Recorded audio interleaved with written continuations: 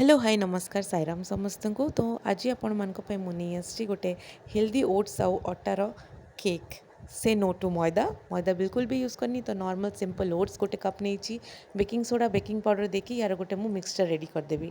Dry powder गोटे तापर गोटे कप मिल्क नहीं से मुझे विनेगर देकी आपको साइड रखीदेवी।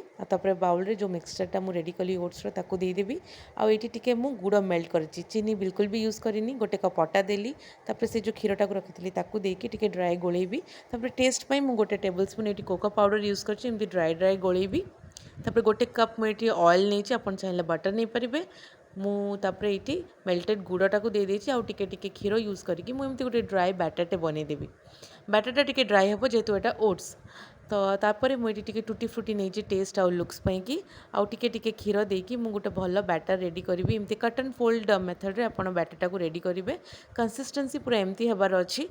तापर गोटे टीन रे आपण बटर पेपर नहीं पारे। मुझे बटर टिके ऐड करी ऑयलिंग करी ताकू से बैटरटा को मुझे देदेकरी टूटी फ्रुटी तापर टिके सजे देछि। आ मोर टेस्टी आउ फेवरेट डायरी मिल्क मुझे चॉकलेट्स गुड़ाक सजे देछि। आपन चाहे स्किप करेंगे। तापर आपको बेक कर देकी खाई पारिबे आपन टेस्टी टेस्टी ओट्स। वीडियोटी भल लगुले लाइक कमेंट शेयर करेंगे।